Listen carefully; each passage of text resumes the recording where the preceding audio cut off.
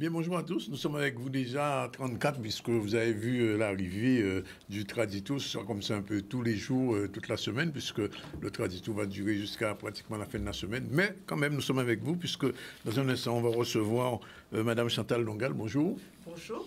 Et Madame Luciana Guillaume, bonjour. Bonjour. Ce sont deux agents du du conseil départemental. Et Madame Guillaume, elle est psychologue et Madame Dongal est éducatrice spécialisée.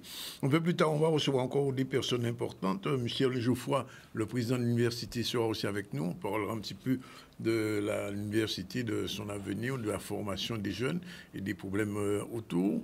Gordon Anderson, il est déjà là, il sera avec nous. Welcome, brother, puisque chanteur et musicien du groupe Exaïmon. Je suis sûr que vous connaissez Gordon Anderson. Oui.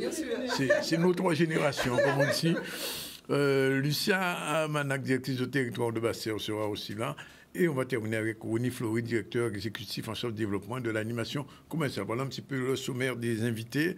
Sinon, on va parler, bien sûr, de l'inauguration du stade de Desmarais à Bouillante. C'était ce week-end. Le président de région était sur place, Vianney Valverde aussi.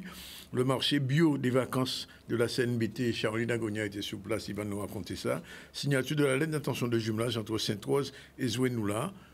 Encore un jumelage. Et puis, on va terminer avec Journée de la glace artisanale à Sainte-Anne. C'était sûrement très bon. Voilà un petit peu le sommaire. Merci d'être avec nous.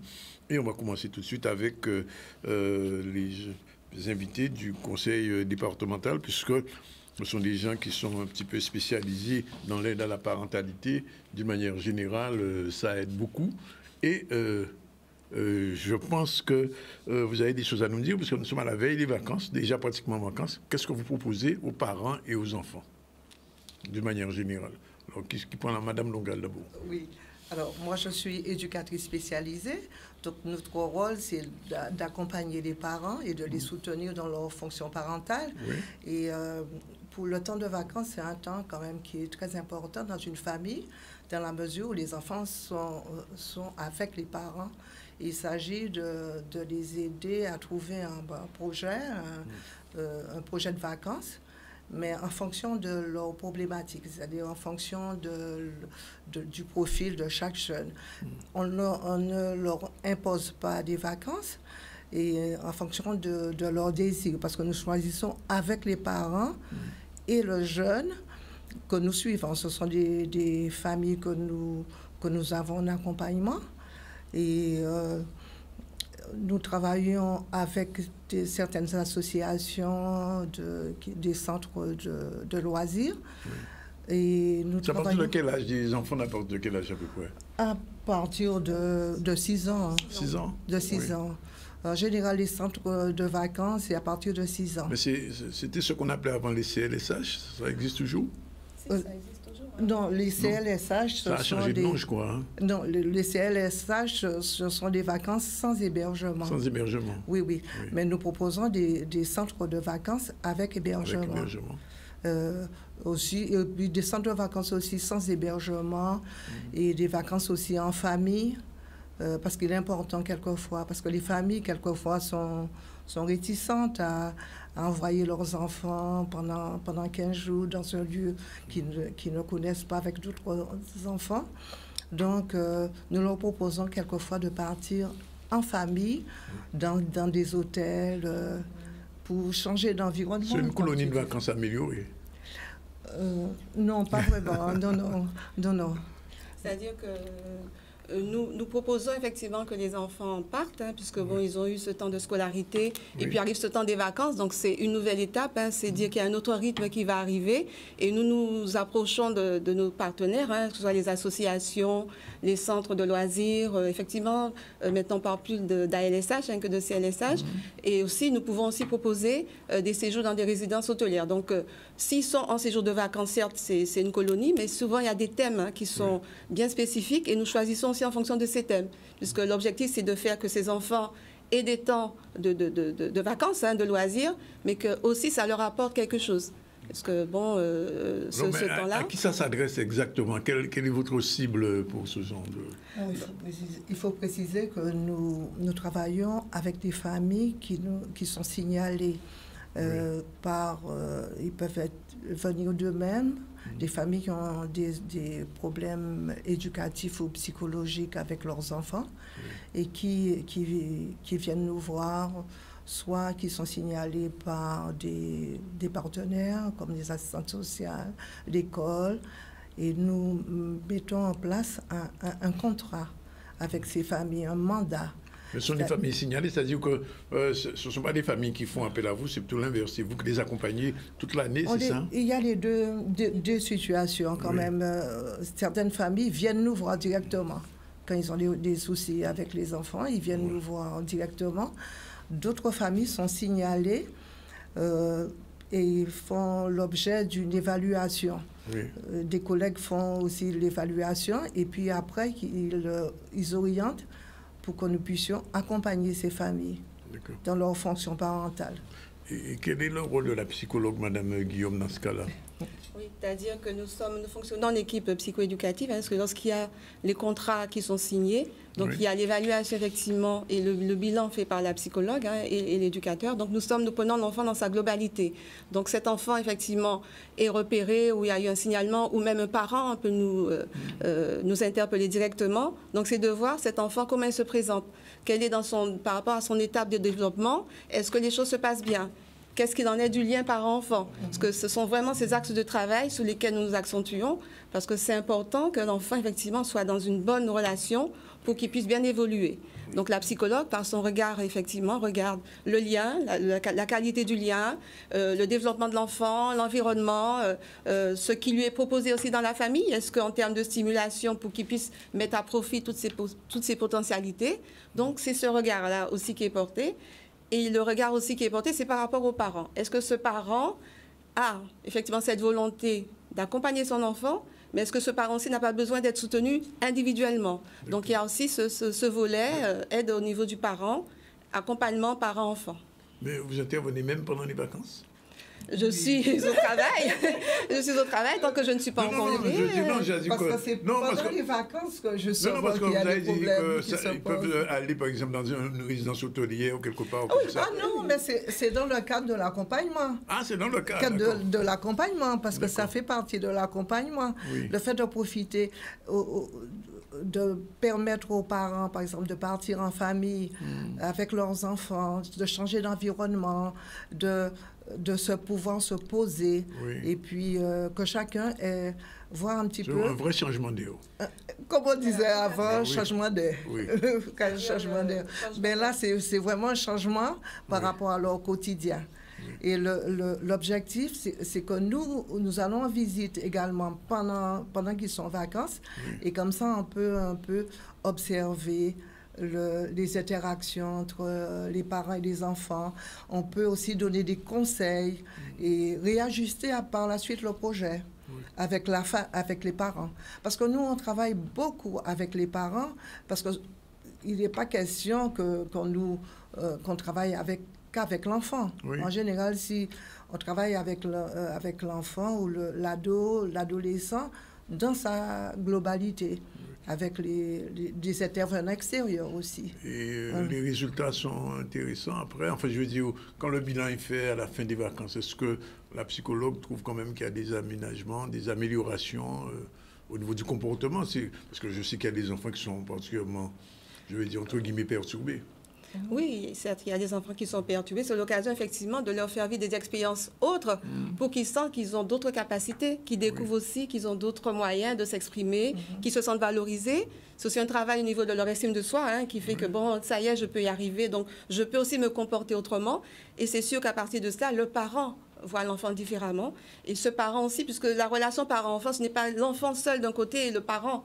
C'est une interaction. Donc le parent aussi modifie aussi son regard sur l'enfant et de ce fait, ils avancent ensemble.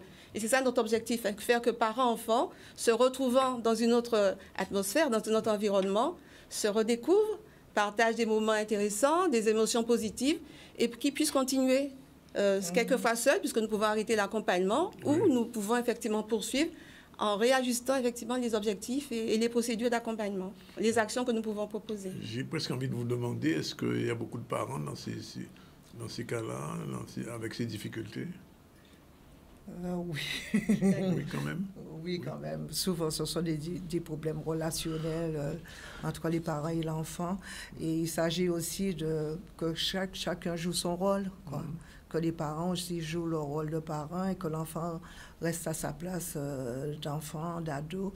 Et puis, c'est important quand même qu'il puisse vraiment se prendre conscience, parce que c'est ça, dans l'accompagnement, on ne fait pas la place du parent. De toute façon, c'est pas possible, ça ne va aboutir à rien du tout.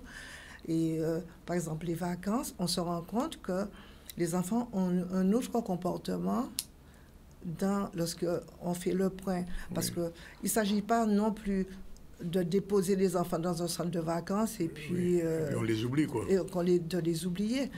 Nous faisons le point avec les centres, on va rendre visite quand même pour savoir comment ils se comportent. On fait un bilan à la fin, à savoir comment ils sont. Et à notre grand étonnement, souvent, ça se passe très bien. Très bien.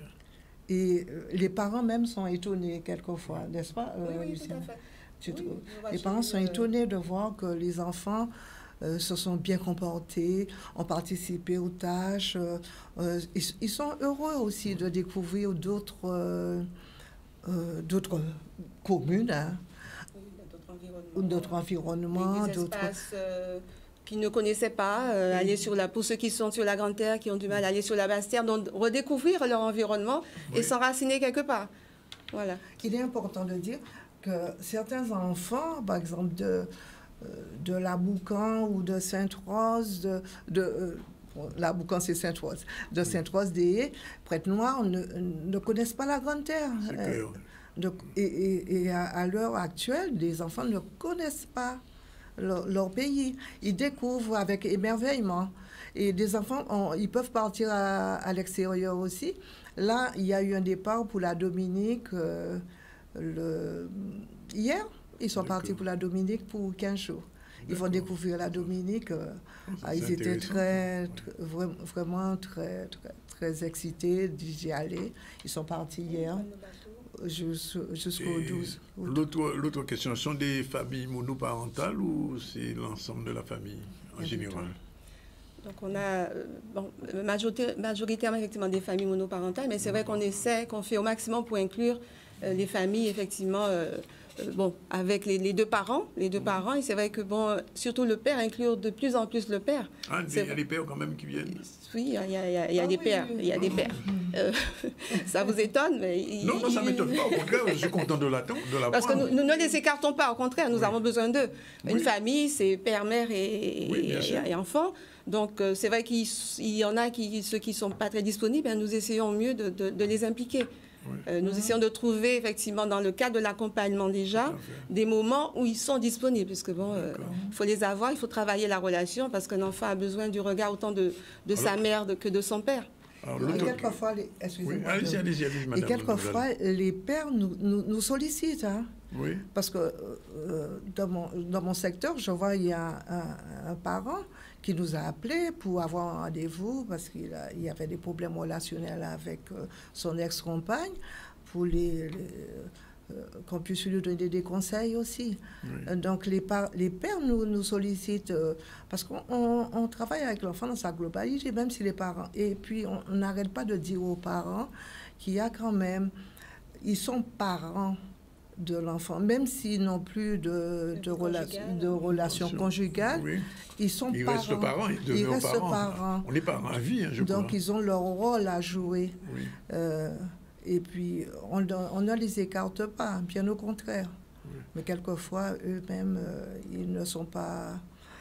Ils ne prennent pas leur place. Alors, la prise en charge, comment ça s'organise, ça? Alors... Par rapport aux vacances, ou tu as dit globalement, par comme aux vacances, disais. Non, je veux dire, financièrement, est-ce que c'est le département qui finance ce genre d'opération? Comment ça se met en place?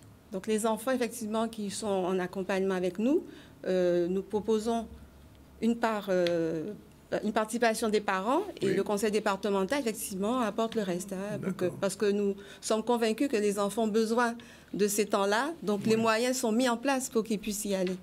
Donc, il y a la participation financière au niveau des centres des séjours, des centres de vacances, donc il y a les frais d'inscription qui sont généralement laissés à la charge du parent. Donc ça ne dépasse pas 50 €, voilà. Et le reste donc, est pris en charge par le département. Et la CAF aussi. Et la CAF participe, parce que par rapport au quotient familial, il y a le montant de la prise en charge est diminué. Voilà, tout à fait.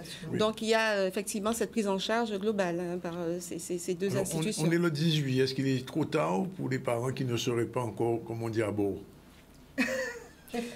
C'est-à-dire, c'est au niveau des centres, effectivement. Bon, pour le mois d'août, je pense qu'il reste des places. Puisque, bon, voilà, pour le mois de juillet, bon, je pense que c'est... Parce qu'il y a toute une démarche pour la prise en charge. Hein, il y a des documents à renvoyer, donc ça peut prendre un certain temps. Oui. Mais c'est vrai que pour le mois d'août, ça peut se faire. Ça peut se faire. Donc, voilà, oui, pour le mois de juillet, là, puisque là, les centres... voilà. Enfance, hein. Oui. Et puis, on travaille avec des centres qui sont conscients du travail que l'on veut faire avec la nécessité de parler. Ce ne sont pas des centres de vacances comme ça, simplement des centres de loisirs, mais ils se rendent compte qu'il y a un projet derrière. C'est-à-dire que on étudie les vacances des enfants, c'est important. Et puis, il faut aussi changer les mentalités un peu, parce que beaucoup de parents ne comprennent pas l'importance dans le développement d'enfants, dans l'épanouissement d'enfants, l'importance des vacances pour lui permettre de s'épanouir, de découvrir aussi autre chose, de découvrir des activités. Parce que certains enfants, par exemple, peuvent découvrir le tennis, peuvent aussi aller en équitation, des choses qu'ils n'auront jamais pu faire avec leurs parents. D'accord. Et il s'avère qu'ils peuvent... il y en a un qui voulait même en faire son métier. Il a découvert l'équitation, je me souviens. Il voulait s'occuper des chevaux par la suite. Ah oui, mais on a... En tout cas, c'est un temps qui est important dans le développement de l'enfant, hein, puisque bon, il découvre effectivement toutes les activités, il découvre qu'il a des capacités autres. Donc, on n'est pas que sur du scolaire, on est sur ce que j'ai en moi, ce que je peux faire, quelles sont mes capacités, donc c'est valorisant. Donc, c'est important qu'ils y aillent, et c'est aussi important qu'ils découvrent d'autres environnements. Ils ont aussi l'occasion de découvrir d'autres amis. Hein. Donc, en termes de socialisation, ça leur est profitable. En termes de rythme aussi, de routine, puisque bon, il y a des temps de partage, il y a des tâches qui sont partagées. Donc, il y a des enfants au retour des colonies ou des actions de vacances. Les parents disent, ah oui, à la maison, il ne faisait pas ça, mais maintenant, il fait ça, il fait la vaisselle. Donc, ça aide à la construction et au développement de l'enfant. Donc, nous sommes vraiment partie prenante. Donc, c'est un engagement vraiment pour que chaque enfant puisse bénéficier par rapport à ses capacités, par rapport aux difficultés ou pas que nous avons repérées et par rapport aussi à ce qui est proposé. Et ce que je voudrais ajouter, c'est que l'enfant aussi est valorisé. En général, c'est pour ça qu'on choisit quand même les centres. On travaille avec les animateurs et les directeurs des centres en fonction du profil de l'enfant. Parce que certains enfants sont très timides, ils sont un peu...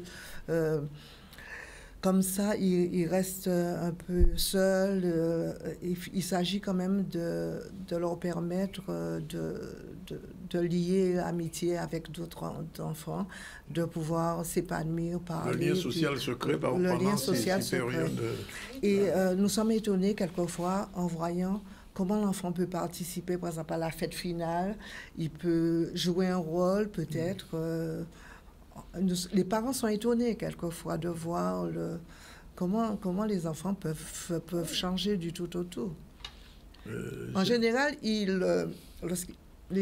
moi, j'ai l'habitude d'aller les chercher avec le bus, peut-être, lors des vacances. C'est toujours des pleurs.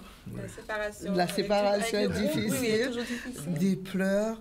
Et même avec les animateurs, on n'a eu que des expériences. On n'a pas eu beaucoup d'expériences négatives. Et Madame Dongal, ce que vous dites là, c'est aussi valable pour les enfants de Marie-Galante, les Saintes et Désirables. Oui, mais bien sûr. Mais tout. Parce que nous sommes... Parce qu'on n'a pas dit quand même que nous sommes répartis sur toute la Guadeloupe. Sur toute la Guadeloupe, oui. Parce que notre service regroupe les éducateurs et les psychologues du département. D'accord. Donc, nous sommes répartis sur la Guadeloupe et sur Marie-Galante. En équipe, nous avons 6 équipes territoriales d'aide à la parentalité. Donc, toute la population de la Guadeloupe peut avoir accès effectivement à nos services.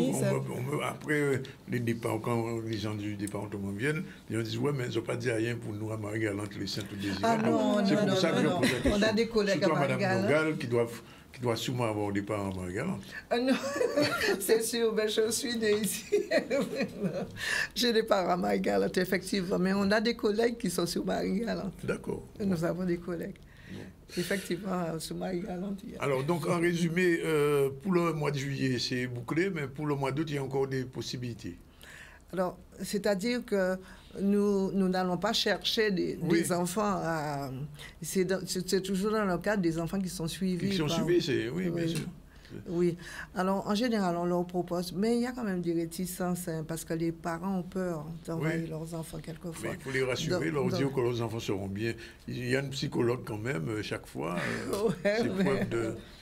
Non? Mais on leur propose autre chose. Oui. On peut proposer aussi des projets, on a quand même... on peut proposer, c'est-à-dire quand vous dites la psychologue est là, la psychologue n'est pas au niveau des centres de vacances, mais c'est vrai que dans l'accompagnement, et nous pouvons, par rapport à ces familles qui peuvent être réticentes, proposer, nous, au niveau de l'équipe, là, des journées, des projets en journée, où nous cherchons effectivement une activité qui va leur apporter quelque chose qui sera bénéfique, et qui pourra aussi nous aider dans l'observation de la relation et pour pouvoir mieux les accompagner.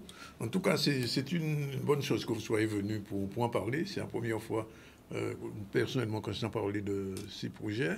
Vous avez des relais avec les associations, c'est la dernière question. Ah oui, on travaille. Tout à fait. Nous sommes en partenariat avec les associations. En partenariat avec les associations. Mais c'est important, on ne peut pas travailler seul. C'est-à-dire que, par exemple, moi, je suis sur le nord Basse-Terre, et je travaille beaucoup avec les associations de quartier. Par exemple, là, ils ont des associations de quartier. On met en place, souvent avec la psychologue, on met en place des actions. Et par exemple, dans un quartier de La Boucan, on a mis en place, depuis 2017, quand même, un travail avec des associations de quartier. Et nous avons mis en place des activités où les enfants pouvaient y aller. Au lieu de traîner comme ça dans les bâtiments, et puis pendant les vacances, on avait mis en place des actions de vacances avec un animateur socioculturel. Et à partir de ce moment-là, et puis nous permettons aussi également aux enfants de partir en colonie, mais pendant le reste du temps. Ils sont là. Ils sont là. Ils traînent. Donc, il faut trouver aussi des activités. Mais même, il y a aussi les vacances apprenantes. Hein, c'est un dispositif qui est intéressant. Au niveau scolaire, qui permet aussi d'aider un petit peu l'enfant qui, pendant la période scolaire, a eu quelques difficultés aussi. Oui. C'est sur le temps des vacances. Oui. Donc, par exemple, nous avons là une colonie qui a démarré aujourd'hui. Oui. Donc, la première semaine sera autour, effectivement, de ce qui est un peu scolaire, tout en mettant en place du ludique. Oui. Et la deuxième semaine, ce sera effectivement la détente, les activités vraiment de loisirs. Donc, c'est jumelé, en fait. C'est pas que vacances apprenantes. En fait, vacances apprenantes, c'est vacances et apprenantes. Oui. Donc, voilà. Bien. Ben, et écoutez, puis, ils apprennent de manière ludique, quoi. Mais écoutez, comme je me disais, c'est une bonne chose pour nos enfants, pour les parents qui ont des difficultés, pour les enfants, et le fait d'être accompagné par une psy aussi, ça aussi, c'est quelque chose d'important, je pense, au regard de ce qu'on voit un petit peu des jeunes, des enfants qui font des décrochage. En tout cas, merci mesdames de venir dire tout ça. Merci à vous. Et puis, on vous souhaite aussi bonnes vacances. Oui, parce que nous aussi, on va prendre nos vacances. J'imagine. Après. Reposez-vous bien. Voilà, 12h58. On a le temps de faire le premier sujet? Non, il est 12h58. On se retrouve tout à l'heure avec nos prochains invités, Michel Geoffroy, le président de l'université, et Gordon Anderson, qui est chanteur, musicien de l'ancien groupe qu'on appelait Xai One. C'était dans les années 70, je crois, si je ne me trompe pas. Voilà, tout de suite. Voilà, il est 13h05 et on va recevoir deux personnalités. Gordon Anderson d'un côté, musicien très connu en Guadeloupe et dans la Caraïbe, et le président de l'université, le nouveau président de l'université qui depuis quelques mois s'acharne à faire développer son université. Avant, rapidement, on fait un petit tour du côté de l'information. L'inauguration du City Stade de Desmarais à Bouillante ce week-end. Vianney Valverde sur son regard. C'est un soir où j'avais monté ici, j'allais voir quelqu'un à l'hôpital et j'ai rencontré une cinquantaine de jeunes en train de jouer au foot dans une pente. Je me suis arrêté, j'ai discuté avec ces jeunes, ils m'ont dit qu'ils n'ont pas de terrain, ils n'ont rien pour pouvoir se faire plaisir. Donc tout de suite, j'ai appelé le maire pour lui dire que j'ai rencontré ces jeunes à Bouillante, à Desmarais. Est-ce qu'il a un terrain de manière à construire un complexe sportif pour les jeunes, quelque chose? Il m'a dit effectivement, il y a ce terrain.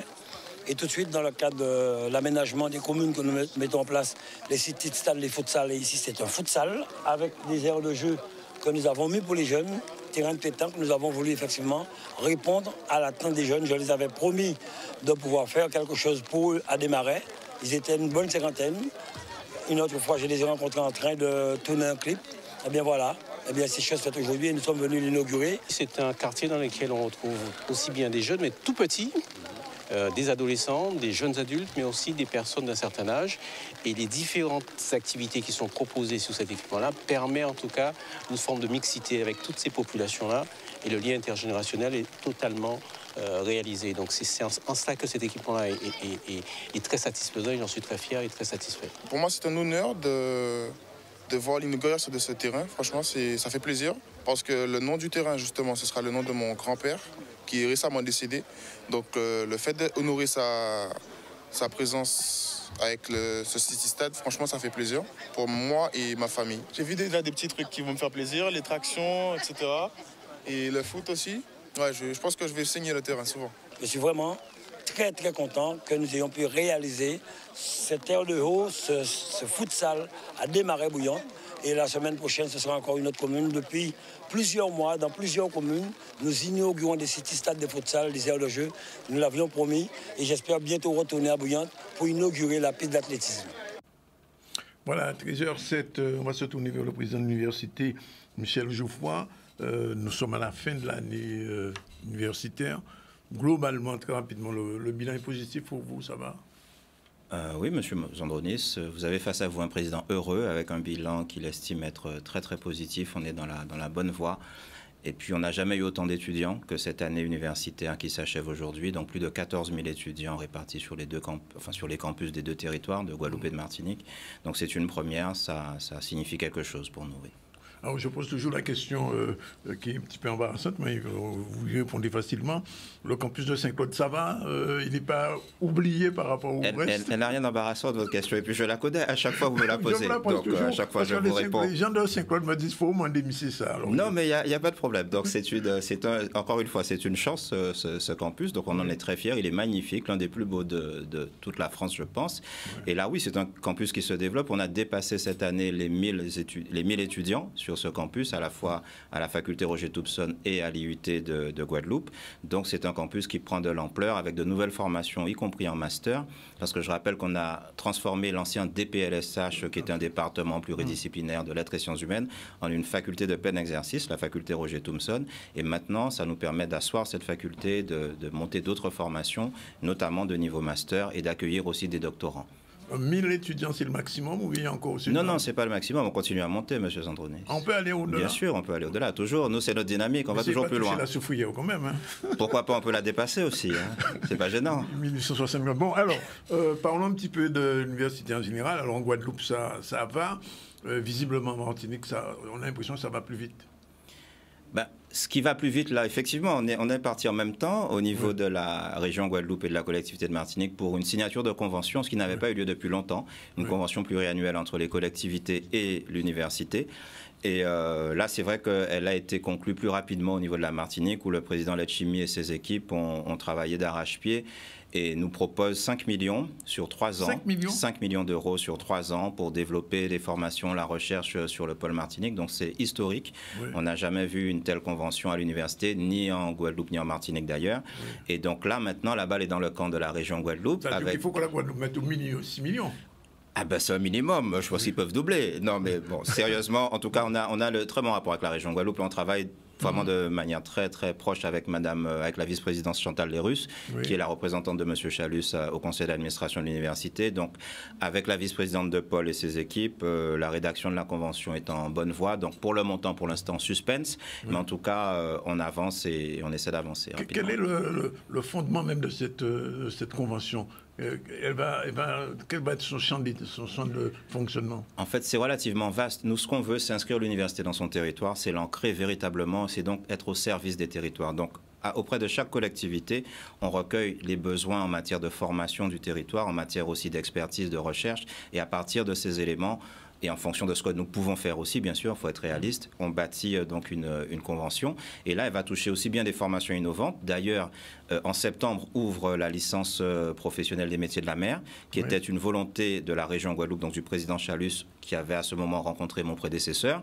Et donc là, nous l'avons mise en œuvre et elle démarre en septembre. Donc ce sont des formations innovantes qui répondent aux besoins du territoire, mais également des sujets de recherche comme les énergies renouvelables, ça peut être la cybersécurité, enfin, il y a tout un tas de sujets prégnants, importants pour nos territoires et pour la Guadeloupe en particulier. Et c'est globalement, sur le deux pôles, on arrive quand même à trouver un équilibre, parce que je sais qu'au moment, c'était une question qui se posait quelquefois. Aujourd'hui, depuis que vous êtes là, on a l'impression que ça s'est apaisé. Il y avait des problèmes de personnes, effectivement, principalement, pas tellement des problèmes entre les territoires, c'était vraiment des problèmes de personnes. Et aussi, la loi n'est pas très... Elle est un peu ambiguë, la loi qui a créé l'Université des Antilles, donc elle a des faiblesses qui peuvent être récupérées par des esprits chagrins. Mais globalement, oui, les choses se passent bien depuis mon élection. On a eu les 40 ans, célébré les 40 ans de l'Université aux Antilles. Et là, ça a été l'occasion pour les deux présidents de collectivité, M. Chalus et M. Letchimi, d'être présents à mes côtés sur le campus de Schellcher. Et à partir de là, tout s'est accéléré. Et donc oui, après 10 années de crise quand même, où on a assisté à toutes sortes de combats en interne, au départ de la Guyane, à une affaire, un scandale financier, des conflits internes. Donc là, on travaille vraiment, on est au service des territoires de nos étudiants, et là, on peut se concentrer. Alors, le parcours est terminé, mais des parents qui vous regardent en ce moment et qui ont des enfants qui sont en train de passer le bac ou qui vont le passer le bac, ou même qui ont raté l'année dernière, qu'est-ce que vous avez envie de leur dire à ces parents? Qu'il y a une équipe qui est au travail, enfin des équipes qui sont au travail, nous sommes nombreux. Il y a aussi les facultés, les directeurs de composantes, les doyens et toutes leurs équipes administratives et politiques. Et on est là pour les étudiants, on est là pour eux. Nous sommes présents jusqu'au 20 juillet sur site. Donc, ils n'hésitent pas, pour ceux qui auraient des inquiétudes ou des questions, s'ils n'arrivent pas à joindre les services, à se présenter à l'université. L'université est encore ouverte et on rouvrira à la fin du mois d'août. Donc là aussi, on sera présent à partir du 24 août, je crois. Donc, de ne pas hésiter, mais que l'université fonctionne et qu'on est au travail pour que la rentrée se passe dans les meilleures conditions. Est-ce que vous avez le sentiment, en tant que président de l'université, d'avoir les moyens de votre ambition, c'est-à-dire ce que vous voulez pour l'Université de la Guadeloupe, des Antilles? Oui, on est passionné, on a beaucoup d'énergie, je crois qu'il y a beaucoup d'intelligence aussi parmi tous ces collègues et toutes ces personnes qui nous encadrent, qui nous entourent, pardon. Et puis oui, on a les moyens. En fait, il faut se donner les moyens de réussir. On va pas être dans une optique où on va demander, quémander ou réclamer. Donc on se prend en charge nous-mêmes et on va au-devant des acteurs, d'ailleurs, du territoire, qu'ils soient politiques, institutionnels, l'État également. Donc on a des relations tout à fait correctes avec les services de l'État, avec notre ministère de tutelle. Et je pense qu'il faut déjà mettre de l'ordre à l'intérieur de la maison avant d'aller réclamer quoi que ce soit. Donc c'est notre démarche, mais on avance bien. Donc oui, je pense qu'une fois que la signature sera faite avec la région Guadeloupe, on aura tous les moyens. C'est dans l'air? Oui, c'est dans l'air. Il faut que ça se pose maintenant. Il ne faut pas que ça reste dans l'air trop longtemps. Donc maintenant, il faut qu'on atterrisse. Mais donc j'espère que ce sera fait dans les semaines à venir. On aura finalisé le projet. Ça pourrait être validé dans les deux conseils à la rentrée. Et puis, tout ira bien. Alors, je vous pose la question parce qu'il y a un West Indian près de nous. Oui, très connu. La relation avec les universités de la Caraïbe, notre environnement caribéen. Alors, c'est quelque chose qui nous est très cher. On a restructuré notre ancien bureau des relations internationales qui devient une direction. On est en train de l'étoffer, de recruter. Et puis, on a présenté des projets dans le cadre d'Erasmus aussi pour avoir des financements. Donc là, on n'a pas encore les réponses à ces projets, ces dossiers qu'on a envoyés au niveau de l'Europe. Mais vous savez, il y a un frein pour les Caraïbes et pour cette mobilité qu'on souhaite, qu'on appelle de nos voeux, des étudiants et des collègues. Ce sont les coûts, les prix des billets d'avion. Quand ça existe. Oui, quand il y a des transports. Quand vous ne devez pas faire 3 ou 4 changements pour aller d'une île à l'autre. Hein. En à peine 300 ou 400 km, vous avez énormément de changements parfois, mais le coût est exorbitant. Et parfois même entre territoires finalement français. Vous avez 1 million de résidents français, enfin de Français qui sont entre Saint-Martin et la Guyane.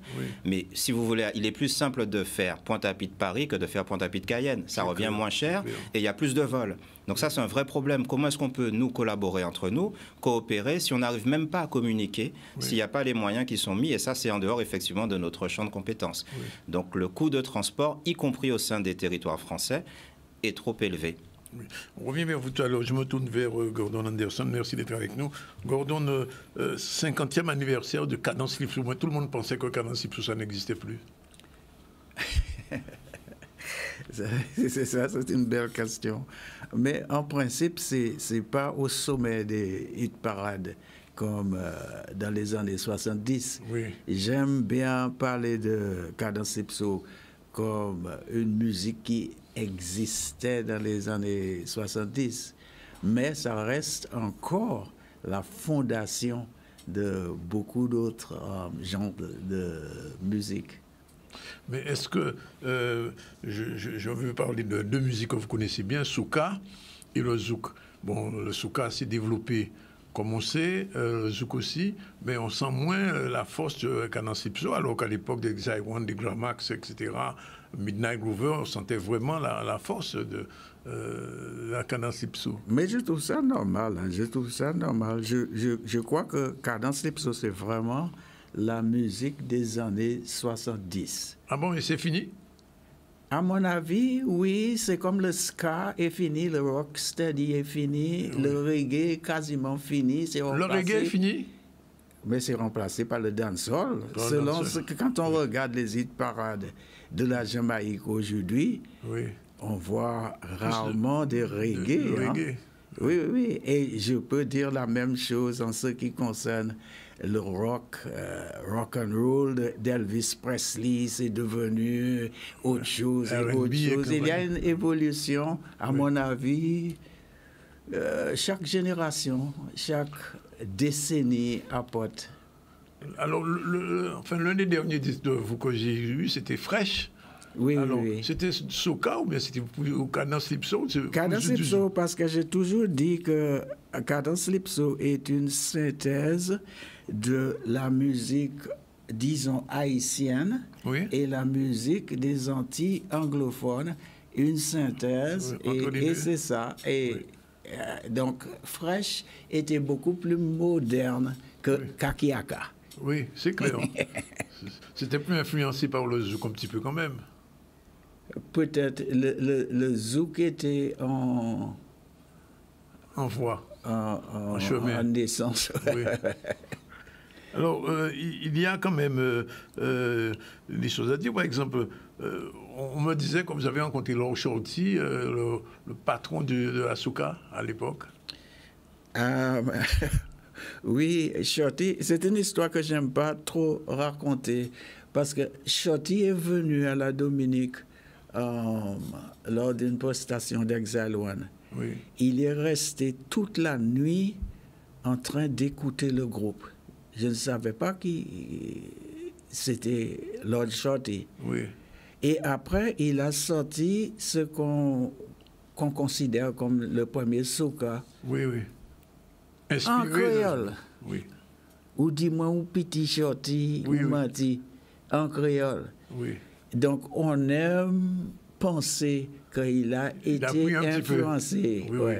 Mais on approuve, hein, parce que la Cadence Lipso même est influencée par... Ça pourrait être cadence compas. Hein. Oui. La seule raison... Au compas Lipso.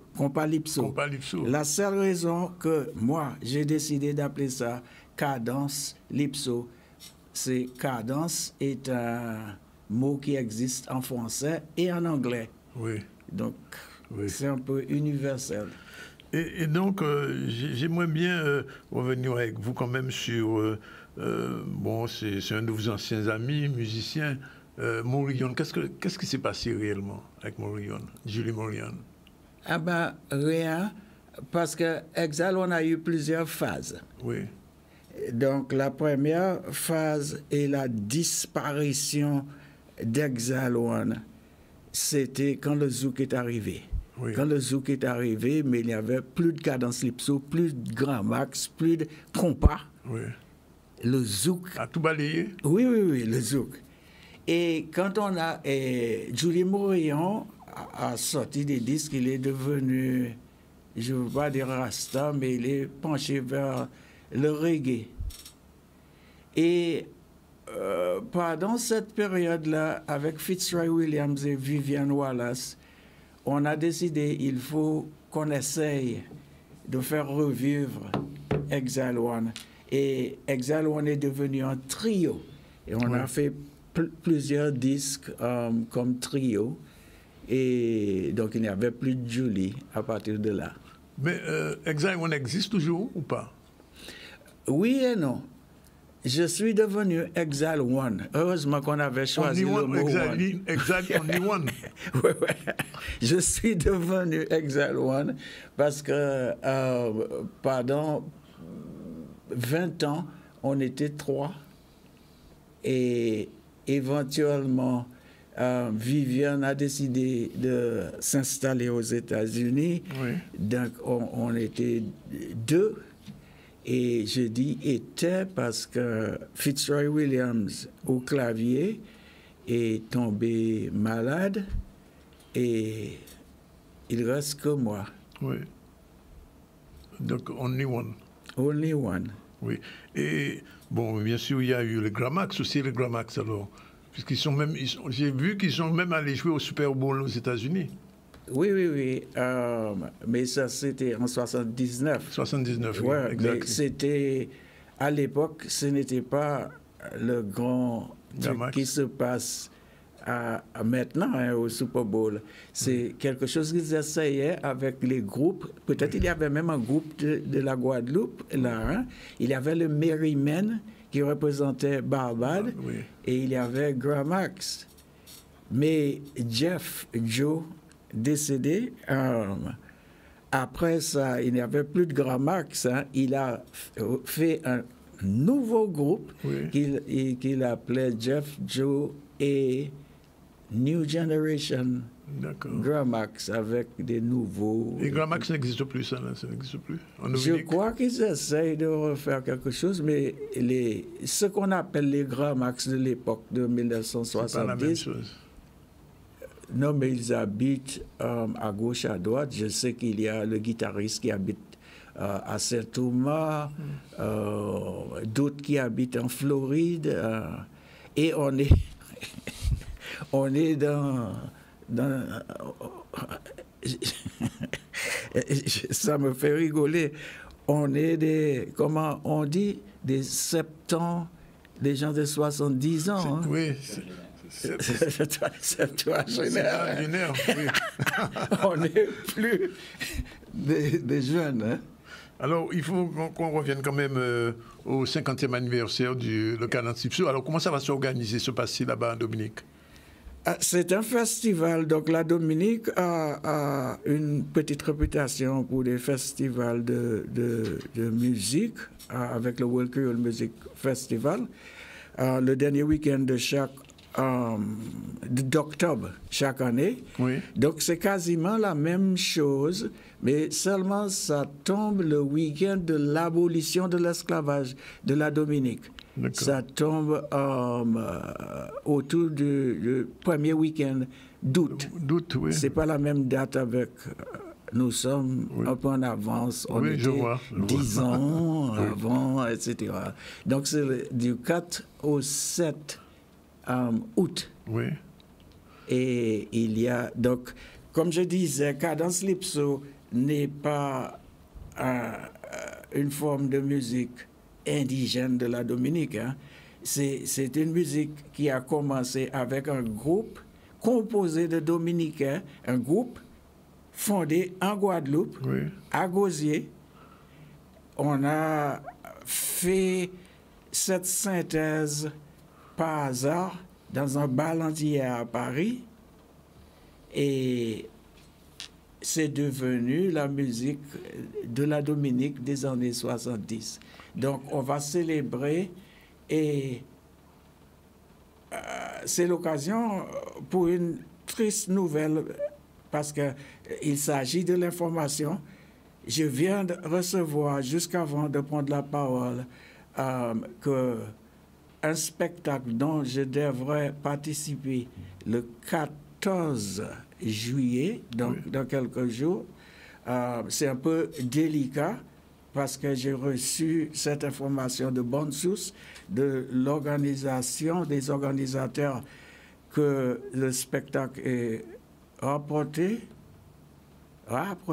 c'est ça le mot, hein? Et rapporté à cause de, et je les cite, de soucis de santé, fin de citation, de Georges Decimus. Ah bon?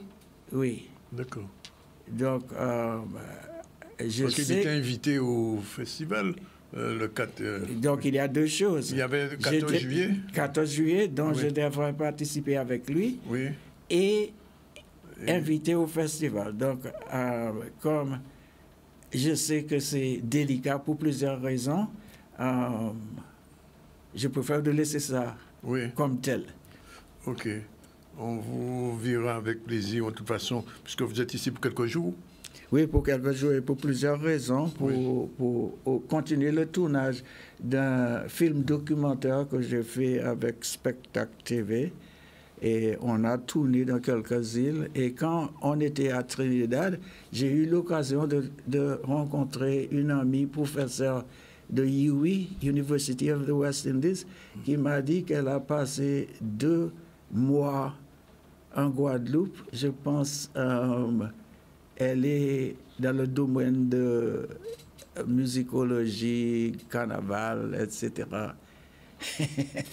Juste un dernier mot, le Président. L'université ouvre à quelle période exactement? Alors, on ouvre au public, on rouvre le 24 août, je crois. Pour le public et pour les étudiants? Les étudiants, les rentrées sont les 5 et 6. L'accueil des primo-entrants, donc de ceux qui viennent d'avoir le bac, ce sera le 5 en Guadeloupe. 5 septembre. Et pareil en Martinique? 6 septembre. Non, parce que je suis sur les 2 rentrées, donc... Voilà. Il faudra prendre l'avion. C'est ça, tout à fait. Mais je voudrais quand même saluer votre invité de marque, Gordon Anderson, qui a quand même bercé mon adolescence, lui comme Jeff Joseph. Et parce qu'il a un côté inspirant, il a inspiré, je crois, beaucoup de monde, et que sa démarche était novatrice et qu'elle était de très bonne qualité. Et je pense que c'était plus difficile à l'époque, il n'y avait pas Internet, il n'y avait pas les réseaux sociaux, donc c'était plus compliqué de véhiculer tout ça et de se rencontrer. Donc vraiment chapeau bas et félicitations. Et il a dit que c'est en Guadeloupe que ça a été créé en plus. Ah ben c'est formidable. Voilà. En tout cas, Gordon, merci. Welcome as usual in Guadeloupe. Et see you next. Bye bye. Thank you, my friend. On sera là pour le festival. Merci le Président. Merci à vous. Et on souhaite que les millions arrivent. On les attend avec impatience, on est prêt à les accueillir. Donc, on vous dit ça. 13h28, un petit peu de retard sur la pause, mais on se la prend et puis on se retrouve tout à l'heure avec Lucia Lamanac et Ronnie Floria tout de suite.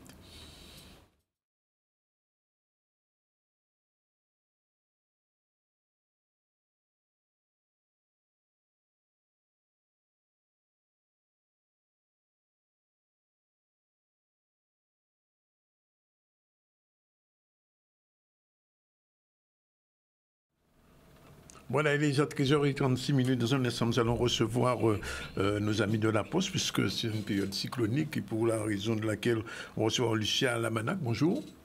Bonjour, merci pour l'invitation. Vous êtes directrice de territoire de Basse-Terre et M. Ronnie Flory, qu'on a déjà reçu ici, qui est directeur exécutif du développement et de l'animation commerciale. Bonjour, M. Antoine. Plaisir de vous recevoir. On revient vers vous dans un instant pour parler aux Guadeloupéens, leur dire quoi faire pendant cette période cyclonique. Pour là, on va rapidement faire un petit tour du côté de l'actualité. Il y avait un marché bio des vacances, c'était la CNBT qui organisait, c'était ce week-end. Charlie Dagonia était sur place, on regarde son reportage. Je crois que c'est très important parce que de plus en plus, on se rend compte que notre population cherche une nourriture beaucoup plus, des produits beaucoup plus sains, beaucoup plus propres. Et c'est important pour eux de savoir ce qu'ils mangent. Donc c'est en ce sens que l'UDECAG et puis la CNBT ont mis en place ce marché. Il faut proposer des plantes médicinales parce que là, on va dans une période pluvieuse et tout ça. Il faut dire aussi qu'on attrape très souvent des petits rhumes et tout ça. Donc nous, on propose des plantes justement pour pouvoir aider à renforcer nos défenses immunitaires au quotidien. Aujourd'hui, on propose 2 produits, c'est du poulet et de la pintade. Donc du poulet entier et du poulet découpé, et de la pintade entière et de la pintade découpée. On est les seuls à proposer de la volaille biologique sur le territoire guadeloupéen. Et l'idée aujourd'hui, c'est effectivement la démocratisation de l'alimentation de qualité. Donc nous, la philosophie de notre exploitation, c'est de proposer à la population effectivement de la viande de qualité, de la volaille élevée en plein air, avec les critères de l'agriculture biologique. Et donc aujourd'hui, c'est ce qu'on propose sur le territoire guadeloupéen. C'est la première fois que je viens ici. Par contre, j'ai entendu l'annonce sur les ondes. Donc aujourd'hui, j'ai dit, je vais venir pour voir qu'est-ce qui se passe. Mais c'est bien, on est à la découverte des produits locaux, donc c'est très bien. Il y a beaucoup de choses que je ne connaissais pas et je viens de découvrir. Nous, on a réussi à fidéliser notre clientèle puisque le marché bio de l'UDECAC, c'est un marché qui est présent 3 fois dans l'année, en début d'année vers avril, à mi-année pour les vacances et à la fin de l'année pour le marché de décembre. Effectivement, à chaque fois, les clients reviennent parce qu'ils ont eu l'habitude d'acheter notre volaille, de la déguster chez eux et ils sont satisfaits de la qualité de la volaille qu'on propose. Donc régulièrement, ce sont les mêmes clients qu'on revoit venir chez nous et effectivement avec de nouveaux clients qui apparaissent aussi également. C'est un marché qui est très très bien parce que ça regroupe en fait l'ensemble des agriculteurs biologiques de la Guadeloupe et pour montrer aussi qu'on est présent pour le bien-être de notre population. Ce qui est certain, c'est que le bio se développe de plus en plus dans notre pays et c'est tant mieux pour la santé. Alors je disais que on recevra nos amis de la chronique de la Poste puisque nous sommes en période cyclonique et période cyclonique, mais savoir comment on peut être protégé. Pour ça, on a Madame Lucia Lamanac, bonjour, et Monsieur Oni Fleury. Alors la première question que vous posez, bien sûr, qu'est-ce qui se passe en période cyclonique? Comment on se protège? Alors, tout d'abord, je vous remercie pour cette invitation. À la Banque Postale, à la Poste, nous sommes toujours ravis de venir chez vous, Monsieur Zanconis, pour parler des différents services que nous proposons à la population. Faisons d'abord le constat qu'aujourd'hui, en Guadeloupe, beaucoup de logements ne sont pas assurés. Oui, malheureusement. Malheureusement. Oui. Beaucoup ne sont pas assurés et pour beaucoup qui sont assurés, eh bien, il y en a pas mal qui ne répondent pas forcément en ce qui concerne les garanties aux besoins essentiels de la clientèle. Eh bien, nous, à la Banque Postale, nous proposons une multi-risque habitation qui comprend une vingtaine de garanties complémentaires, voilà, et qui couvre 3 types de protection. Tout d'abord, la protection du logement, que je vais d'abord vous présenter. La protection du logement, eh bien, nous vous garantissons en fait la reconstruction à l'identique du bien. Donc, à l'identique? À l'identique. Si vous avez dans votre logement, je ne sais pas, du marbre, du carrelage de grande qualité, eh bien nous finançons la reconstruction à l'identique. Nous assurons aussi tout ce qui est équipement extérieur, installation intérieure. Vous avez par exemple une cabane avec du matériel de jardin. Nous assurons cela, nous assurons votre piscine, votre jacuzzi, nous assurons le mobilier aussi qui est à l'intérieur de la maison, tout le mobilier ainsi que l'électroménager, IFI, le matériel informatique. Et puis, pour aller un peu plus loin, imaginons que vous ayez votre maison qui ne soit plus habitable. Eh bien, nous, à la Banque Postale, nous vous relogeons pendant une durée maximale de 12 mois. Nous vous relogeons, nous cherchons le logement pour vous, nous vous relogeons. Et deuxième chose, c'est que si vous avez eu un prêt immobilier à la Banque Postale pour financer votre logement, nous prenons en charge le remboursement des mensualités pendant une durée maximale de 12 mois. Et enfin, si c'est un bien que vous louez à quelqu'un, eh bien, ce bien n'est plus habitable, eh bien, ça signifie qu'il ne sera plus loué. Vous n'aurez plus de loyer. Eh bien, nous vous versons le loyer pendant 12 mois. Voilà en ce qui concerne la protection, le premier niveau de protection qui est le niveau de protection du logement. Et tout le monde est concerné? Tout le monde est concerné, c'est une offre qui concerne tout le monde. C'est une offre qui est ouverte à tout le monde, qu'on soit propriétaire. Plusieurs types de personnes peuvent se protéger. Le propriétaire occupant, le propriétaire non occupant et le locataire. Donc ça concerne tout le monde et même les étudiants. Alors ça c'est pour le logement, pour l'habitat, mais il y a aussi la personne, Madame Lamanac. Oui, tout à fait. Alors, nous savons que les accidents font partie de la vie de tous les jours et en limiter les conséquences pour soi et pour sa famille. Donc, c'est aussi la garantie de quotidien serein. Donc, c'est le deuxième type de garantie que nous vous offrons dans le cadre de notre assurance habitation. Et si vous me permettez, je souhaiterais en fait faire un zoom sur certaines des garanties qui pour moi sont essentielles, nécessaires à la protection de soi, mais également à la protection de la famille. Donc la première, c'est la protection corporelle en cas de sinistre. Donc concerne vous, mais également tous les membres de votre famille pour tous les dommages corporels que vous allez subir. Si moi je suis tombé sous ma tête, par exemple, ma cassé un bras, une épaule, c'est pris en charge. Exactement. Donc, que ce soit pour vous ou pour votre famille, hein, donc ça peut être en cas de blessure, mais également en cas d'accident ou un accident, un décès à l'origine en fait d'un accident également. Donc, on va vous verser, hein, donc ça va se traduire par le versement d'une indemnité compensatoire dans le cadre des dommages corporels. Le deuxième type de garantie, c'est ce qu'on appelle également l'ARC, donc la responsabilité civile privée. Donc là également, donc c'est le deuxième niveau de garantie de protection de la famille. Donc, si vous ou vos enfants causez un dommage à un tiers et que vous en êtes responsable, vous devez normalement en assurer la réparation, le dédommagement. Donc, je prends un exemple très simple. Ça peut être votre enfant qui joue avec un petit copain, donc qui le blesse par inadvertance, ou encore votre chien qui mord un passant ou un voisin. Donc, là aussi, c'est autant d'événements qui sont pris en charge par votre responsabilité civile privée. Et puis, on a également ce qu'on appelle la responsabilité civile du bâtiment. Donc, on parlait tout à l'heure de la protection du logement, donc du bâtiment, donc qui concerne les propriétaires occupants ou non occupants. Donc, c'est toutes les conséquences financières que votre logement causera à un tiers, soit un voisin, un locataire. Donc, je prends un exemple très simple. Une tôle qui se décroche de votre toiture qui va causer des dommages chez le voisin, ou encore votre mur de soutènement qui glisse, qui tombe sur la voiture du voisin. Ou, ça peut être ça. Oui, ça arrive. Ça arrive. Hein. Ou encore un sinistre qui a pris naissance à votre domicile, donc un feu sur une des dépendances. Et là également, c'est votre responsabilité civile du bâtiment qui viendra prendre le relais. Et comme vous le voyez, c'est autant d'événements qui ont certainement également des conséquences lourdes financières. Oui, donc, clair. Comme on dit le plus souvent, il est préférable de se prémunir que guérir. Bien sûr. Et les services qui sont proposés, M. Fleury? Oui, nous garantissons des services d'assistance. Nous avons une équipe qui prend contact avec nos assurés qui sont concernés par la catastrophe naturelle, et qui prennent contact et qui les soutiennent dans les démarches à réaliser. Et comme je l'ai dit, nous relogeons. C'est un service de relogement si toutefois le bien est totalement abîmé, et nous aidons aussi les assurés à trouver des artisans de façon à assurer la reconstruction, les réparations. Voilà. Alors, bien évidemment, les gens qui nous regardent vont dire, mais pourquoi chez vous pas ailleurs? Parce que, les services que vous proposez, j'avoue que je les découvre en même temps que les téléspectateurs. Alors, qu'est-ce qui fait qu'on a plutôt envie de venir à la LBP qu'autre part? J'aurais tendance à vous dire, parce que nous sommes la banque de tous les Français, dans un premier temps. J'aurais tendance également à vous dire, parce que nous sommes tiers de confiance sur le marché français. Mais c'est surtout, on l'a dit, que votre logement, c'est votre cocon. C'est le lieu où vous allez accueillir vos enfants, votre famille, et où vous abritez également tous vos souvenirs. Donc, c'est nécessairement lui offrir la meilleure protection qui soit. Donc, c'est aussi à la Banque Postale vous assurer d'avoir la meilleure offre, l'une des meilleures offres du marché, et avoir une assurance habitation qui est adaptée à votre besoin et au style de vie que vous menez.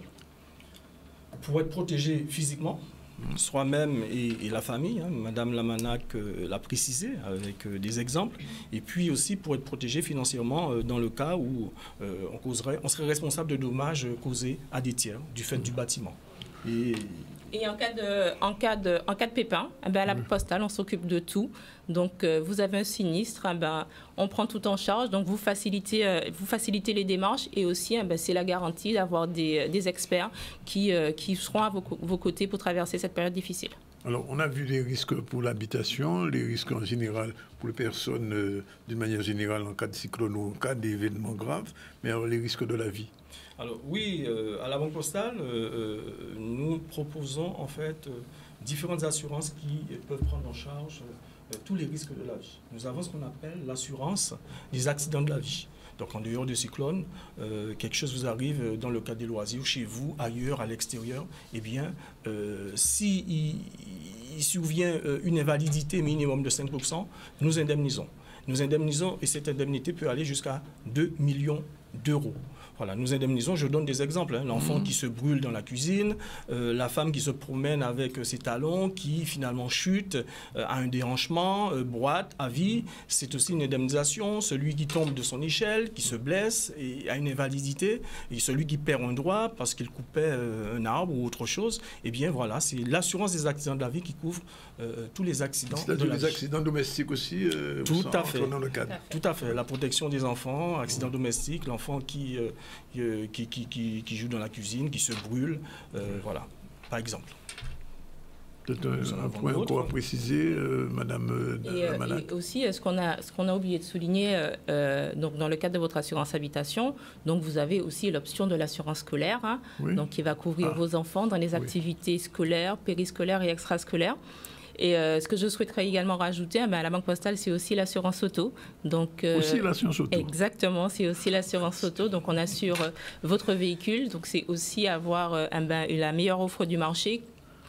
En fonction de la formule que vous avez choisir, c'est la garantie de pouvoir voyager en toute sérénité avec votre famille à bord du véhicule.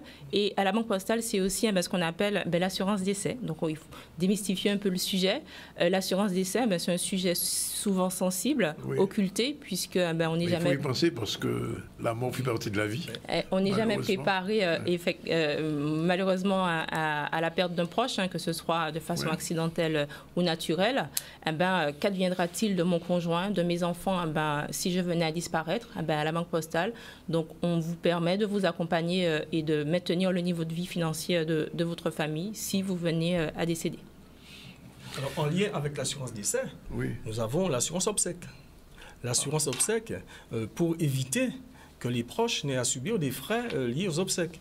Et nous, en fonction du choix de capital que vous souhaitez, hein, en fonction de cela, eh bien, nous vous garantissons le financement des frais d'obsèques. C'est une assurance obsèque qui permet de faire face à toutes ces charges. Et enfin, nous avons aussi une assurance qui vous protège en cas de maladies graves. Les maladies graves que nous connaissons, cancer, AVC, greffe d'organes vitaux, insuffisance rénale, infarctus du myocarde, eh bien, nous garantissons un capital aux personnes à qui ce genre de maladie grave surviendrait. Donc, nous garantissons un capital et nous garantissons aussi des services d'assistance. Voilà. Donc, nous avons, vous voyez, une gamme totalement complète. Totalement complète pour couvrir toute la population dans tous les cas de risque de la vie. Y compris eux, leur famille, mais aussi leurs biens. Donc, de toute façon, après ce que vous venez de dire, on est parti de la période cyclonique. Et puis finalement, on a décliné dans tous les domaines, jusqu'à l'automobile, l'invalidité, aussi les risques de la vie. Je pense que le champ est très large. Alors, la question, on s'adresse à qui? Alors, vous pouvez vous adresser Madame non, mais elle a des équipes en bureau de poste. Vous pouvez vous adresser à ses conseillers en bureau de poste. Donc vous venez, les guichetiers qu'on appelle des chargés de clientèle prennent tout de suite en charge le client et l'orientent vers un conseiller de façon à ce que tout soit mis en place.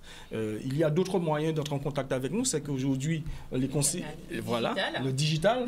Alors, les clients ont sur leur relevé de compte le numéro du conseiller financier, de leur conseiller financier quand ils sont déjà chez nous. Ou alors sous la banque en ligne. Et ils ont la possibilité aussi d'appeler notre centre de relations clients, un numéro tout simple, le 3639. Voilà. 3639. Vous l'aurez compris, donc c'est la combinaison des deux mondes, le monde physique et le monde du digital. Donc vous venez, on peut vous accueillir en face à face en bureau de poste ou bien vous permettre en fait de répondre à vos besoins à distance. J'ai presque envie de dire la banque postale, c'est total. C'est total. Banque et citoyenne. En tout cas, merci d'être venu nous dire tout ça et j'espère que les téléspectateurs ont suivi. Et si vous avez raté le début, vous pouvez prendre sur le Facebook du ZCL ou le Canal 10 et reprendre ce qui a été dit parce que visiblement, le champ est très, très large et j'avoue que je découvre. Mais enfin, bon. Venez nous voir. On viendra vous voir. 13h51, on revient à l'actualité. Merci en tout cas Madame Lamanac et Monsieur Flory. On espère vous revoir bientôt. Signature d'une lettre d'intention de jumelage entre Sainte-Rose et Zouenela. C'était vendredi dernier. Charles Dagonia était sous Passe au regard.